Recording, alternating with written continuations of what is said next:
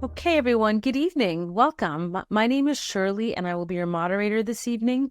Today's webinar is How to Get Paid More, How to Increase Insurance Claims Reimbursement. I'm excited to welcome Penny Reed. She is the Chief Growth Officer at eAssist Dental Solutions. Penny brings over 30 years of experience in dental business coaching and IT management.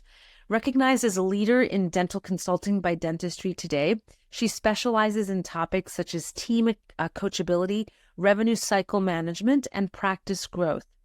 Before we get started tonight, I would like to take a moment to go over some quick housekeeping.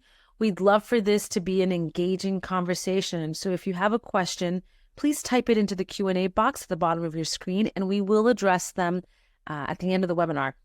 CE is not available for this webinar live or on demand. Okay, well, welcome, Penny, and thank you for being with us. I'll pass it over to you now. Oh, well, thank you for having me. I appreciate it. I'm very passionate about the topic of getting paid. I'll share a little bit more about my coaching history and why I have that passion from my time as an office manager. A little bit about eAssist. We invented optimized revenue cycle management and front office services for dentists. Our company was co-founded by a dentist, Dr. James Anderson. He's still our CEO, to help solve the problem that he was having in his practices where he could not find a dental billing specialist in his area for his offices. And to date, we have posted over $16 billion in payments into our customers' practice management systems. And we have about 3,500 dental offices that we work with, 1,800 dental billers. Very, very proud of everything that our team has accomplished. And we're always looking forward to finding additional ways to bring you peace of mind. So thank you, Shirley, for the kind introduction. A little bit about me, and then we'll dive right into the topics for today. So I have been there. Not necessarily as a practice owner, but as an office manager, one that came in with only a week's worth of training, brand new to dentistry. I'd been in management with Walmart, and my dentist my employer had been my dentist since I was a teenager. And while I had a lot of business background, it didn't necessarily connect the dots for me initially with the practice until my dentist opened up what I would call the initial profit and loss statement for me. And I could see that the practice was producing more. I could see that it was collecting more, but also that the overhead was going up. And I'm a big believer in a win-win-win situation. So it really set me on a quest to help dentists and their teams maximize practice profitability. And well, when you do that work and you pay the expenses on the work, you want to be sure that you get paid what you're rightfully owed for that. So outcomes for today, learn some top tips for billing clean claims. And I'll go deeper into why that is even more important today than it ever has been. The second learning objective is understanding why correct chart notes are essential for reimbursement. And then the third is to recognize when to appeal claims so no money is left on the table. So first, let's talk a bit about sending squeaky clean claims. And that's almost a tongue twister. One of the things that I had an awareness of early on, and also that I gained an awareness of as a consultant, and I didn't really talk about that part. I spent almost 30 years as a practice management consultant, and that's how I discovered eAssist, was helping my clients when they couldn't find qualified dental billers in their area. And often what we would find was that many of the challenges in getting reimbursed is actually communication and an understanding from the back to the front that the clinical team plays just as great of a role, if not more of a role, in the insurance administration and reimbursement than the administrative team does. So there's really a lot of partnership is what you will see, whether you are handling your dental billing in-house or outsourcing to a partner like eAssist. So first, what is a clean claim? It's got the correct insurance information. So both from the payer, the employer, the correct patient information, the correct provider information, being sure that the correct CDT codes are attached, and then all of the necessary supporting documentation attached for timely reimbursement. So you would imagine, I'm sure, as a former IT manager, that I'm pretty geeky. I am. I'm an early adopter of technology, yet I'm always amused that we think technology is going to make things easier, and in many ways it does. Yet it also continues to raise the bar on what the expectations are. So, while there's now no longer the battle in most practices out there of digging through the paper chart to find that bite wing or that PA that may have slid down in there somewhere, wasn't in an envelope, it's different challenges. And it's also raised the bar and the expectations on behalf of the payers and what they're looking for. So sending clean claims daily, so it's very important that we send those claims every day, ensures timely reimbursement, which helps your patients feel secure in your practice's abilities. That's one thing that I've always been very passionate about, is sharing with doctors and teams that it's not necessarily the quality of the clinical dentistry that our patients are evaluating us on. It is how we treat them, how we communicate with them, and managing expectations. So balancing relationships and financial expectations. And especially when they've given us, meaning the patient, the information that we needed, or perhaps we didn't ask. While it's their plan, it's great customer service to be sure that we know what plan that they do have, that we're asking them for the right information, even pre-visit. And I'll go a little bit deeper on that in a moment. So no one likes to receive a bill in the mail. I know I don't, when I think I've paid my anticipated portion. So super important when we're having those conversations, and especially when we're verifying eligibility. So I want you guys to have a few takeaways, a couple of things to jot down to take back to your practices, probably tomorrow, depending on your time zone, and to look at what percentage of your claims are clean when they are sent. And there's a couple of ways that you would measure this. One would be on your claims batch report, right, to see which ones did not go through.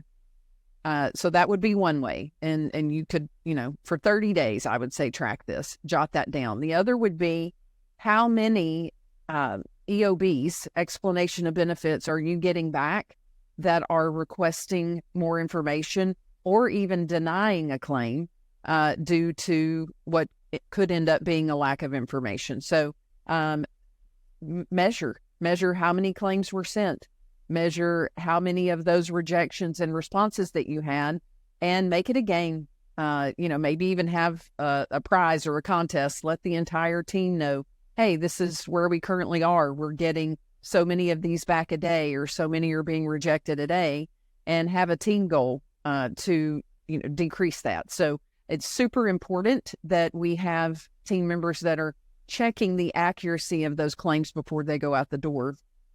But let's start before then.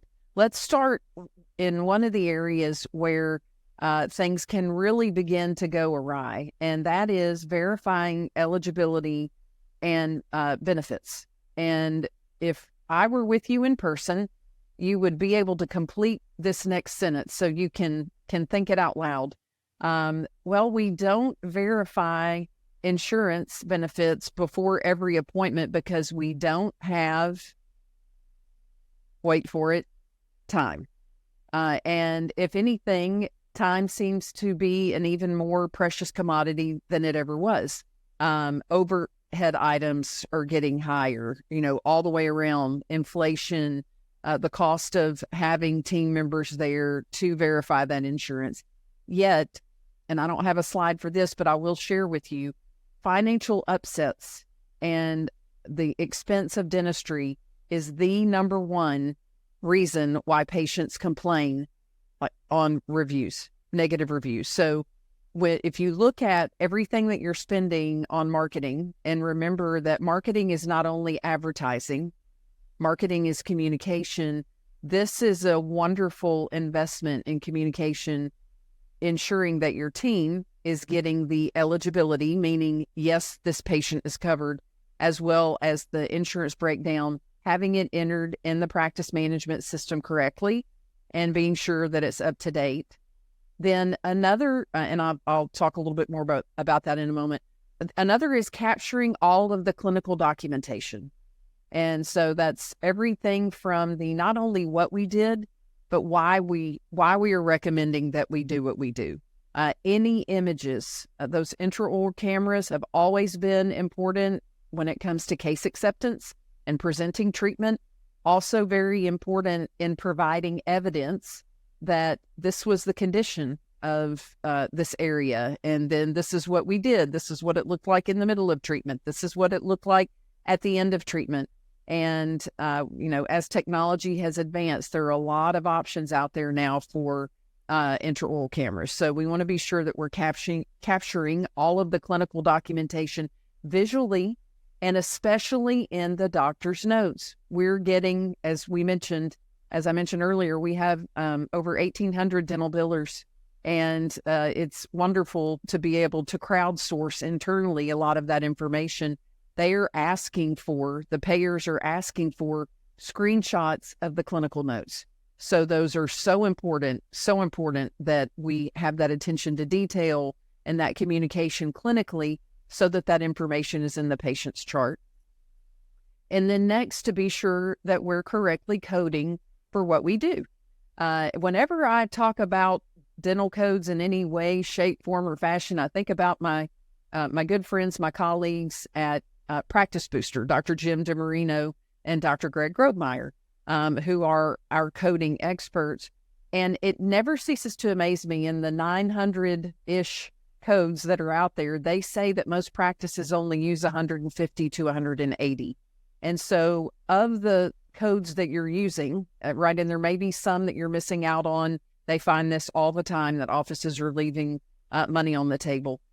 It's so important every year that as a team, we're aware of not only the deleted codes and the new codes, but any of them that may have had a definition that's changed. We see sometimes $100 to $150,000 per solo doctor provider that's being left on the table. So that's dollars that are happening every day.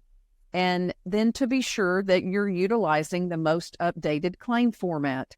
As smart as computers are, they don't necessarily have the ability to reason yet.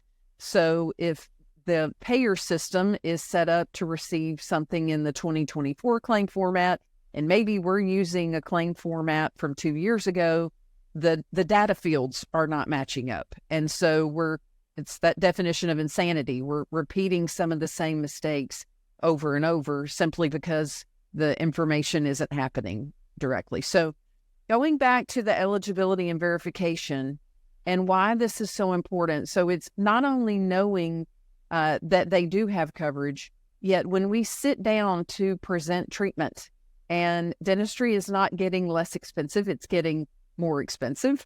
And it's an investment. And I think we want to have the confidence in that investment because people use their teeth and their smile every day, right? I'm using mine now to do my best at correctly pronouncing words, but they drive those treatment plans and what the patient's expectations are.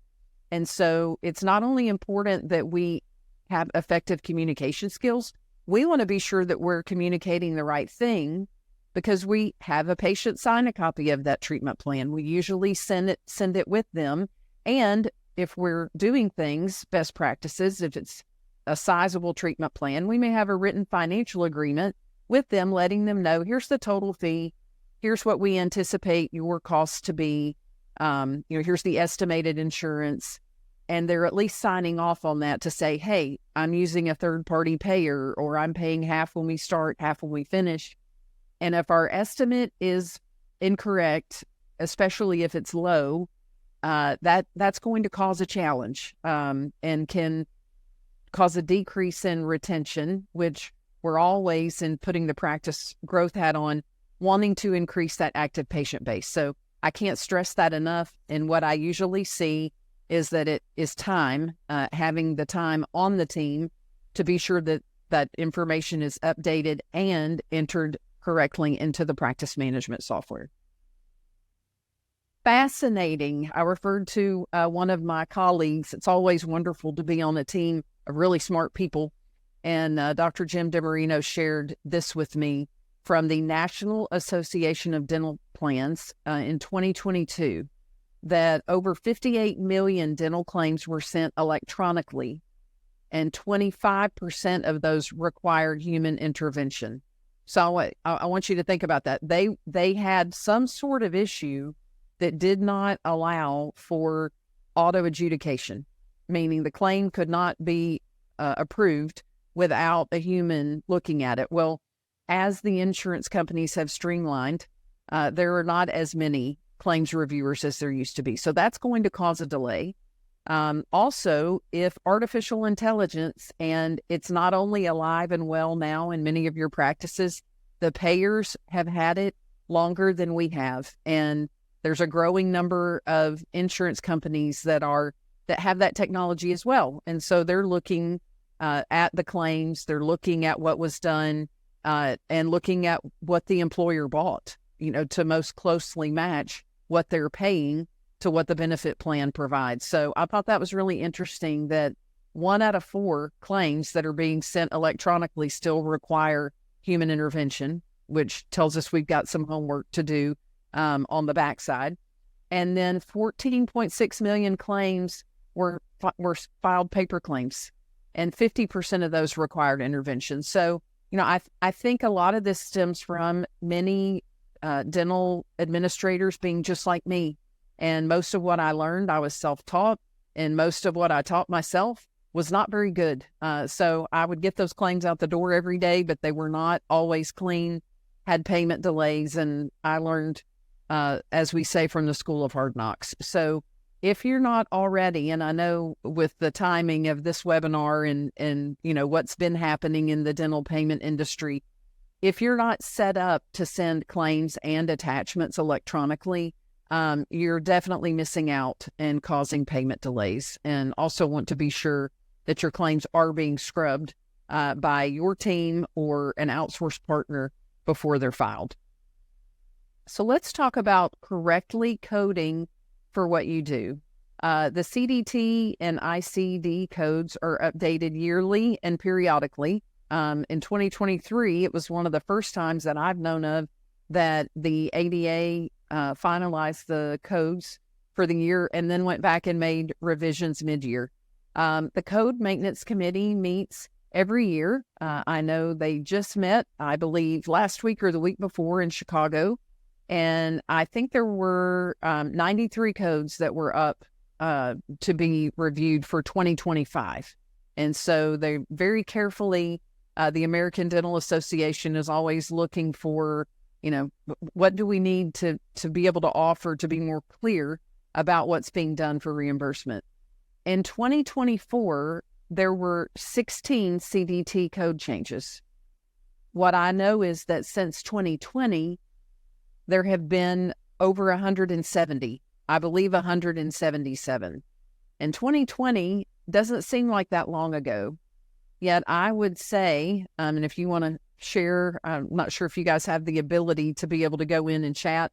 If not, jot down when you can, look to see what your favorite and also most recent coding reference material is. The ADA publishes materials every year. We have a wonderful relationship with the American Dental Association. In the Practice Booster, Dr. Charles Blair, Coding with Confidence books, Administration with Confidence, Online Code Advisor. And here's what I share with audiences. If you add up the cost of every resource every calendar year, right? The ADA's book, and then the other guide that comes from the ADA, all of the Coding with Confidence books, and you compare that to the fee for a crown, for roughly the fee of a crown, every year you can provide the top-notch coding materials, not only to your administrative team, also to your clinical team. And If you're having regular team meetings, and often back when I did coaching, the doctors and office managers would say, what do we talk about when we have these meetings? Because, sometimes maybe they're afraid it's going to turn into a session where, the team may complain. There is so much value in knowing the most commonly used codes in the practice, as well as the ones that have changed.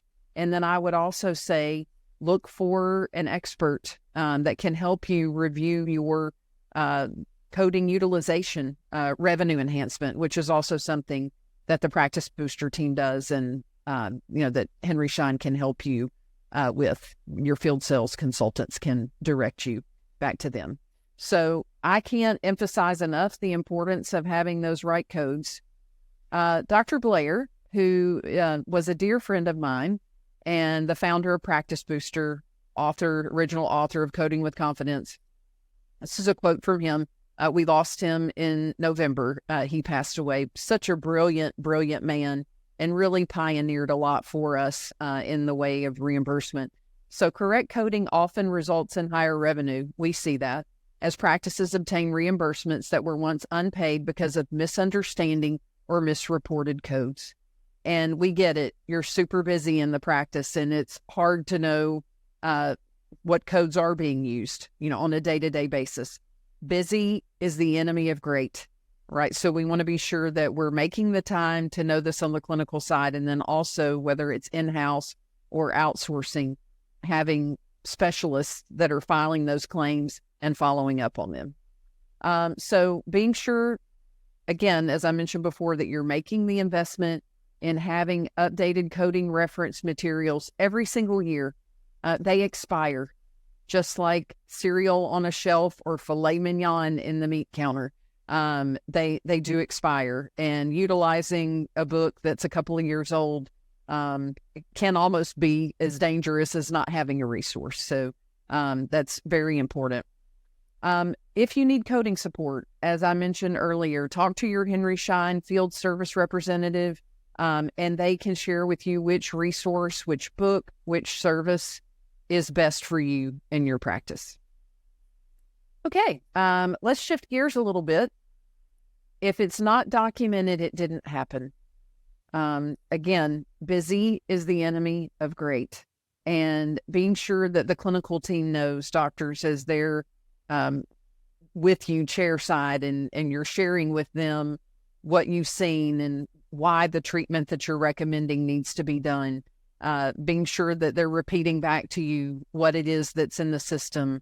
It's so important. And then this will lead to, if it's not done well, it'll lead to elevated frustration. It will lead to chair time being taken up, supplies being paid for, lab bills being paid for, and you not getting paid for the work.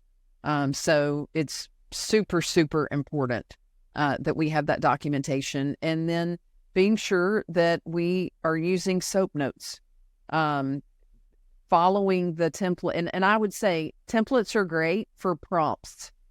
In other words, having a prompt and then it's filled in. You don't want all of your clinical notes to look the same. With AI, the payers can recognize that as well. So it's important that it's documented. Highly recommend those note templates that have prompts, right? Meaning it's kind of a fill in the blank. But every single patient note for a crown should not look the same. It needs to have that detail in there as well. And so, many team members will find, especially if we have a veteran assistant or veteran hygienist, some are better at taking the notes than others are. And that's also some great internal training that you can do.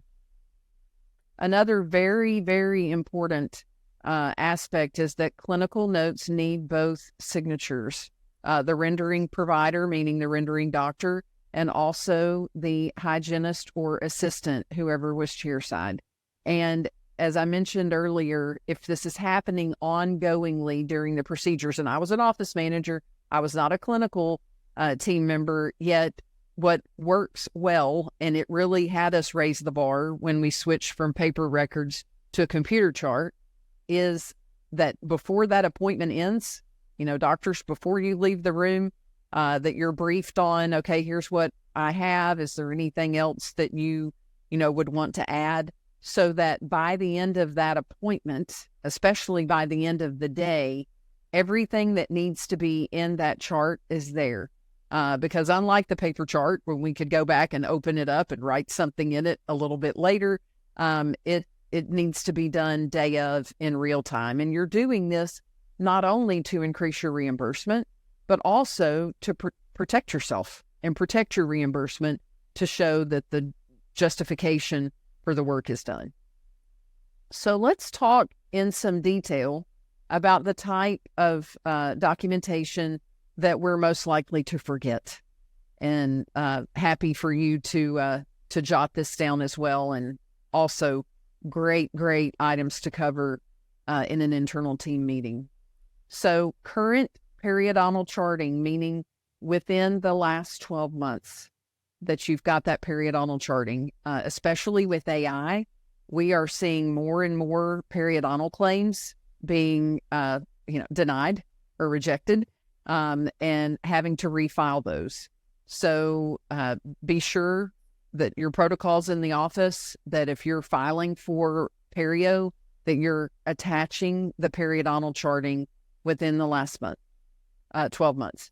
Then the next is current preoperative x-rays. And you should always bill and code for what you do. I would take that preoperative x-ray even if you're not sure that it's going to be reimbursed, because you're doing it to provide that evidence that what you're recommending should be done.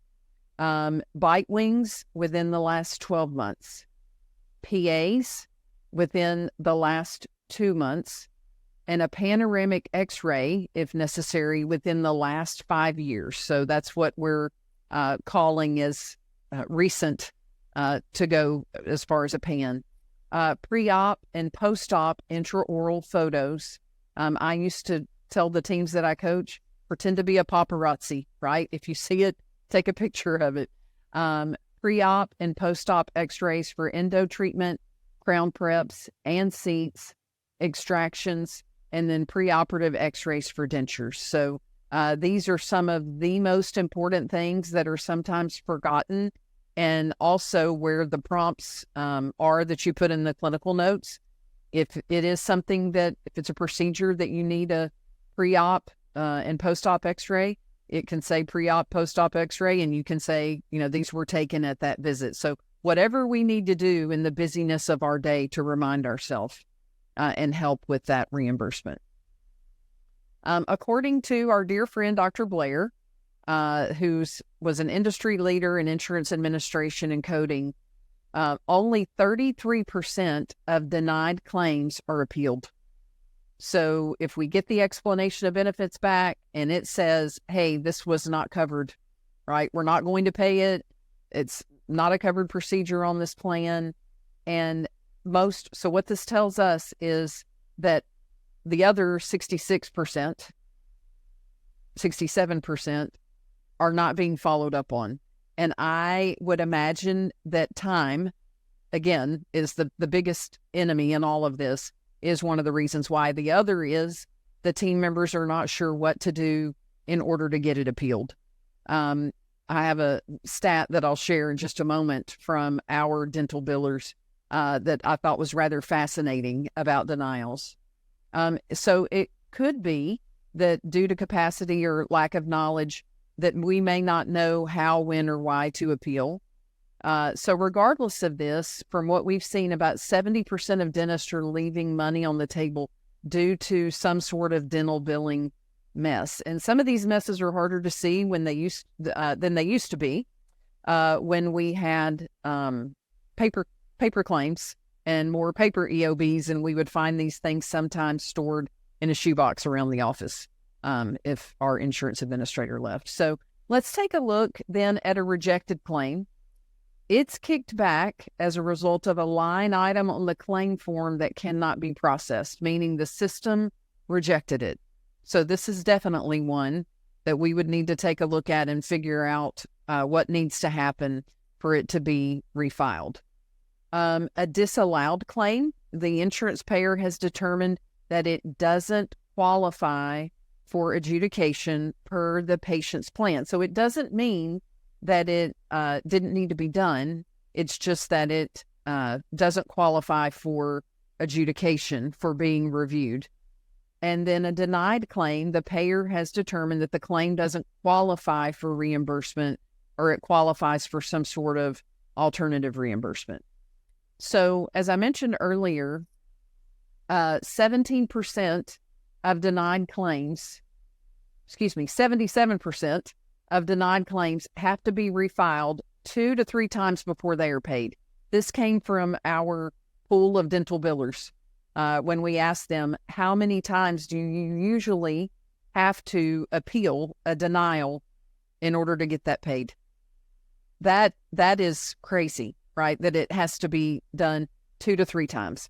And part of the reason that we know this is how we handle the reimbursement side with our team members. You see, with dental billing, we don't get paid until you get paid. So it's not a paying by the hour, which that's an awful lot of time that we would pay a dental biller to do that in the office. And ours are especially incentivized. It's like a competition for them. Hey, insurance company, you're not going to win. To be tenacious and refile it to be sure that what the practice is rightfully owed that they get. So I want to take us up to the big picture for a moment and, share with you high level, if we're leaving, as many doctors are, 9% of the potential revenue on the table. So meaning, whereas we could be collecting 100%, we're only collecting 91% of the net production. That's $135,000 annually.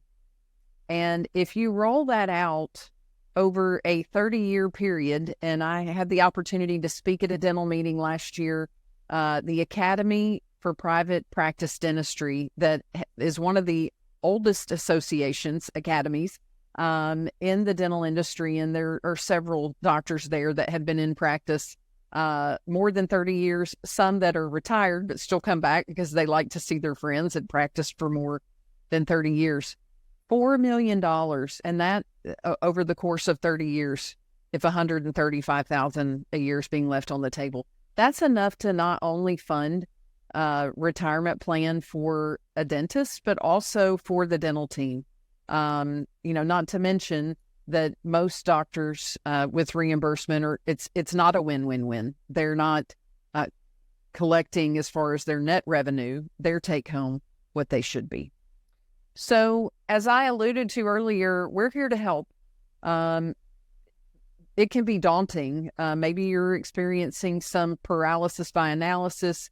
Maybe your accounts receivable. Often I'll ask a question in a live meeting where we have the little stats and we can do a poll of, what percentage of you or how many of you know what your collection percentage is? How many of you know what your total accounts receivable is, or what your insurance over 90 is? Like I said, this is kind of the backside. This is important, but not urgent until you have trouble covering your overhead, right? So this is why we're here. So if you need assistance in streamlining your dental billing processes, we have a lot of different ways that we can do that. And then I also have some important metrics that I'll share with you in a couple of slides. So for the eAssist dental insurance billing, we will submit clean claims, post those EOBs, explanation of benefits, into the practice management software, and do everything in our power to get your insurance over 90 balances near zero. So I've mentioned earlier a couple of things that I would jot down. I would jot this down to go back and look, even if you're not super comfortable doing it, do it anyway. Run your outstanding insurance aging report and look at the over 90. And sadly, in some softwares, there's even 120 plus category. So anything over 90 should be at zero or near zero. And we think about that domino effect, if you think back to that slide, if we got the appropriate insurance verification information, if we're making sure that the claim has all of the documentation that it should have with it the first time when it goes out the door, so that, we have provided all of the evidence, that we also are making sure that if something comes back, that there's a timely follow-up that's happening. And I didn't really realize how possible this was until after I joined eAssist. I've written a book called Growing Your Dental Business, and it mainly talks about top-line revenue. It also talks about accounts receivable benchmarks. And in that, I refer to the over 90 aging should be less than 8%, just in general, including the patient portion, and that the insurance receivables should be similar. But it was because I had not seen this. This is where technology, if harnessed well with the right people behind it, can get this done. And this last quarter, it was wonderful to celebrate how many of our eAssisters, over 2/3 of them, that were able to accomplish that in the quarter for our offices. So super exciting, very doable, and you deserve to get paid. So eAssist Dental Insurance Billing promises to help you collect 100% of what you're rightfully owed. So, some of that may be subject to some of the contracts and things that you have with your plans, which we have a wonderful sister company, Unitas PPO Solutions, that we can also, through Henry Schein, can connect you with them as well. But the other is to submit clean claims for payment within 1 business day. So being sure that they're going out the door clean within 1 business day. Then this next piece is very important. We post all the payments to the ledgers within 1 business day. And I want to pause right here, because whether you use an outsourced partner like eAssist or you keep it in-house, this is also a huge area that can be another domino effect for your patient satisfaction. Because if these payments, they may be direct deposited into your bank, yet if these EOBs, if the evidence of the payment is not posted in your practice management software, depending on what your software settings are, your patients could be getting a statement. And the insurance is already paid. We have the money in the bank, yet we don't have it in the practice management software. So that is something that we promise to do. And that if you are doing that in-house, that would be something that I would jot down to say, hey, are we posting these every single day? Then next, to follow up at least every 10 business days on all claims that have hit the 30 plus days in aging. So it's been 30 plus days since the claim has been filed. And we want to be sure that that we're following up regularly, because there was a reason that it didn't get paid in the first place. We want to correct that as promptly as possible. And then get the insurance over 90 near zero and keep it there. Not easy. Takes a lot of skill, takes a lot of teamwork, whether your clinical team and your administrative team are handling all of it, or your clinical team and admin team have partnered. And it really is a partnership. That's how I saw it happening as a consultant to get the results that you want. Something that I loved and was so, and still love, dearly love, and very much impressed me when I first began referring clients to eAssist was I would ask to be included in their daily, weekly, and monthly reports. And so what I had seen as a coach, while there were protocols that we worked with the accounts receivable team member or team members on, we could see the fruits of what they did when the collections came in. Yet there was not a lot of accountability in the office for how many total claims were outstanding, how much was in the accounts receivable, how many patient accounts were worked today, how many rejected claims did we get, how many did we appeal and win. So much wonderful information that is being sent from the dental billing team back to the office. eAssist can also assist with the patient billing, insurance verification. And one of the things that I love, and I'm passionate about you getting paid, I'm also super passionate about when an office can outsourcing their dental billing and letting a company like eAssist handle that so that you can focus on the top line revenue. There are so many things that even if it's a wonderful dental billing team, that they can't do for you, right? Make that eye contact with the patient. Make them feel sincerely appreciated while they're there. Ask them what their goals are for their mouth and their smile, and let them know that you want to be their partner to get there, and really focus on them because you have the time to do it and you've outsourced the other parts to someone else. So I say you focus on your genius work, which is the work that only you can do there in the office. So our ultimate goal is to deliver peace of mind. There's a lot weighing on dental practice owners and dentists in general, especially if they're on commission. And if we can go that extra mile and help you with that last mile of getting the money out of your practice management software accounts receivable and deposit it into your bank, that's what we're here for, is to assist with the end-to-end revenue cycle. So before we go to Q&A, if you would like to have someone reach out to you for a free consultation to learn more, please be sure to let us know that in the Q&A or in the chat. So yes, please, or no, not at this time. Either one of those would be great, and we'll be happy to have someone follow up with you.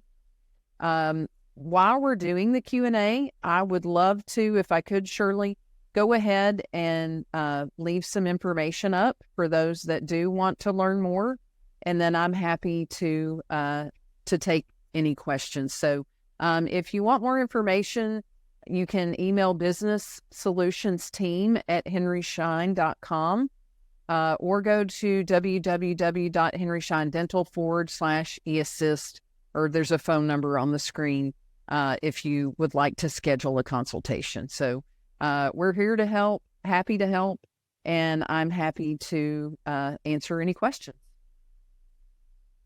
Thanks so much, Penny. And yes, that information is up there for our audience members tonight to jot down, to be able to get in touch with Penny and the team at eAssist. And we'd love to invite you now to please put some questions in our chat box below, because we do still have some time left. So we will be able to get through some good questions. And that was really great information, Penny. Thank you so much. Oh, thank you. Thank you. And let's see here. Well, while we wait for some questions, I would love to, what frequently asked questions are you getting? I mean, really, you're trying to get at the heart of how to sort of stop these leakages. Let us know, what questions are you thinking of that you often get? Yeah. Well, one of them, and I referred to this during the webinar, has to do with and I hear it, we hear it at eAssist. I hear it when I'm at dental meetings. Is the administrative team coming up and saying, how do we get the clinical team, right? And it's not that it's a battle. Like, I don't think the admin team thinks the clinical team doesn't want to be helpful, and the clinical team is, not saying, hey, that's not our job, but really getting in alignment around what is needed for the different procedures. And I've suggested before, sometimes it's, what are the top 10 or the top 15 issues? So if you get rejected claims back in the office, what are the primary reasons? Are we missing a preoperative x-ray? Are we missing a post-op x-ray? Is it the periodontal charting? Is it something, and this wasn't in the program, but is it something as simple as we're replacing a restoration, and there's a spot, there's a spot on the claim that says, is this initial restoration? So no, what's the additional original date of placement? Anytime we're replacing a restoration, the insurance company wants to know, how old is it? So even if you don't know the exact month, day, and year, we need to ask the patient the question, unless it was something that we did in our office, and we need to be sure that that's included. So, and it looks like we've got some Yeah. We Some got a couple questions questions. rolling in. Yep, wonderful. And this one's from Dr. Sonal Jain. Can you elaborate more on dried and disallowed claims? What are the common reasons? Um, I would say as far as the denied and disallowed, not knowing what clinical documentation to send. And often what we're seeing is not sending a screenshot of those clinical notes. And maybe it's because they're not as detailed as they should be. It's interesting, and I would say somewhat unfortunate, because one of the reasons that the payers are the way that they are is because it was always the kids. I'm going to use this analogy, Sanal. It was always the kids that when the teacher left the room and said, "Hey, be sure and stay in your chairs. I've got to run down the hall and do something." And there was always that one kid. In my class, it was Johnny. And Johnny would get up and run around the room and stand on the desk and all of those things. Well, we've had some Johnnies that have filed for things using the exact same x-ray or it was something that wasn't done. So usually it's that the appropriate information, whatever it is that the insurance company was looking for, was not sent with it. So my whole thought is, it's like, rather than wait to see what they're asking for, I would load them up, right? I would send the preoperative x-ray, the postoperative x-ray, the intraoral photos. And, Henry Schein has a wide variety of product lines, but whether it's a Henry Schein intraoral camera or not, one of the other reasons that I've seen that team members don't consistently take those intraoral photos is the camera is not just right there at the chair. So especially when we're diagnosing in post-op, super important. So I hope that helps. Thank you for that. This next question is from Dr. Christina Cones. Any specific pointers for out-of-network offices to increase reimbursement? That's a great question. And I will quote a little bit of, Unitas is also part of the Henry Schein services.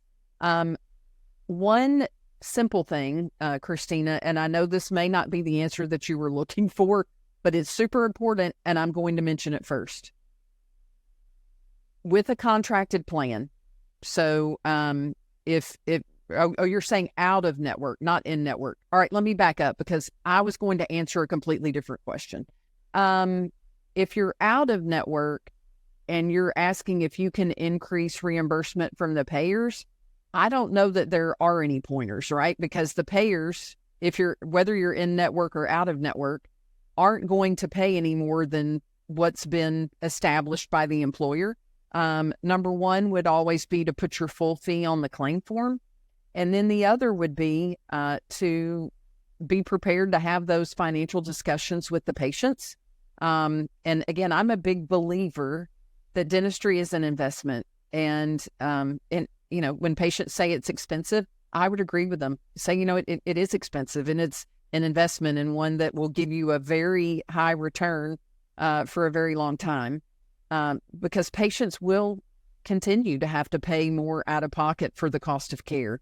And what's interesting, Christina, is a stat that I learned not long ago from my buddy, Dr. Jim DiMarino. Only 4% of patients maximize their insurance benefits. That was from 2022. Only 4% maxed out their benefits. So if you're out of network, you're already getting the maximum reimbursement. If you're in network, I would still say putting your full fee on the claim. And then there's some software settings you could get with your practice management software company if you only wanted the fee schedule fee on the ledger, so you didn't show as many adjustments. So I hope that's helpful. Those fee reimbursements are really established by the employer. And if you're out of network, you're already going to be getting the top end of the reimbursement.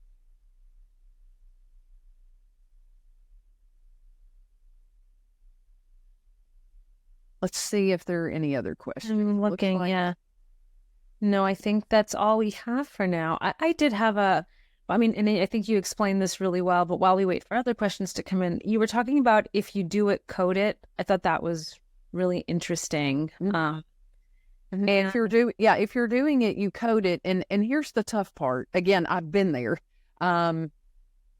the codes may change, right? Or there's a new code. It may take the payers a year or two to begin covering some of those new codes, because the American Dental Association owns and maintains the codes, right? So they are the ones that set forth, hey, this is what they are, this is what the terminology is, and this is the definition, right? It doesn't mean that all of the payers immediately adopt those. They're looking to see now how often you're utilizing those codes. So if we're saying, okay, well, we filed for that and it didn't get paid, well, if you want it to get paid, what the insurance company needs to see is that you're doing those, right? So we kind of have to, and it's always a balance, get out of our head about, well, are we going to get paid for this? But it was just like the example that I gave. If we need a preoperative x-ray and we know we do, and we take it, we still want to file for it and submit it. And if it's something that, according to that plan, has to be adjusted off, then so be it. If not, and it's something that, that they were looking for, then it is something that the cost should be passed on to the patient, unless it's part of the procedure. Like, for example, a root canal. It's pretty much a part of the procedure to know that there's going to need to be an x-ray taken to show the working links, again, providing evidence. But most of the x-rays are not part of the procedure. So I hope that helps. Thank you. Yes. All right, and here's a question from Dr. Narla Holstein. Any tips for getting your providers to document in the written notes better? That was a question I had too. We use note templates, but they still do not fill in the specifics or delete what does not apply for that appointment. Yeah. So I'm a big believer that data can drive behavior change, right? So they're not doing it. What's it costing us, right? So I think that's where, if we can, for 30 days, right, track how many issues we've had with claims, how much money that we have lost, right? Because if it's a contracted plan, it may be a complete insurance adjustment. It may not be something that gets passed on to the patient. So if I see that I'm missing out on thousands of dollars a month that I've already paid the team to be there for, I paid the lab bill, I paid the supply bill, you see what I'm saying? So the money that's missing primarily is profit, right, to the practice owner. So that would be one, is to say, because more than likely, this is what happens, is we say, oh, well, it doesn't really happen that often. Occasionally I don't fill that in. So we look at what the reality of it is and what it's costing us. The other thing that I would say, and when you're saying providers, you're not necessarily saying doctors, but I'll use this analogy, and hopefully it'll be one that will be easy for you to remember. If we think of every day in the practice like a Broadway production, right? There's no business like Smile Business, starring, right? And your starring characters are your dentist and your hygienist, right? They're the lead in those rooms and roles. Now, when the doctor comes into the hygiene room, then the hygienist kind of shifts more into supporting role. So if I could, and I was the supporting role, if my doctor or hygienist forgot their lines, I would want to remind them. So that's where I think it can be super powerful for the clinical team member to be the one that's actually typing that in there, and then to say, okay, can I recap with you? Because there's going to, unless it's something behavioral, right, which you wouldn't discuss in front of the patient, I think having that communication and whatever those areas are that we're missing out on in those notes, and just say, that's right. I think if we find out how many claims are coming back, and then we set a goal to reduce that, and we say, hey, if we get that, we're going to have a pizza party, right? I mean, make it fun. I think we don't do it, A, because we don't realize what it's costing us, and B, it's not enjoyable, right? And we're on the clock and we're trying to get to that next patient. So it's positive intentions, but I think that's where the teamwork and having another person that's, helping make those notes to prompt, instead of just clearing that part of the template out. So I hope that's helpful to you. Thank you so much, Penny.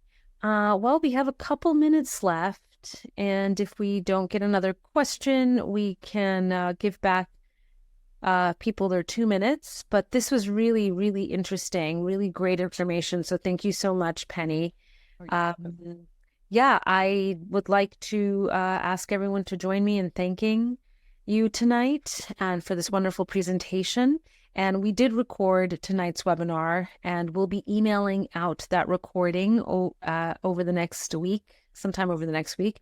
We'd also love to get everyone's feedback via the survey that's going to pop up on everyone's screen shortly.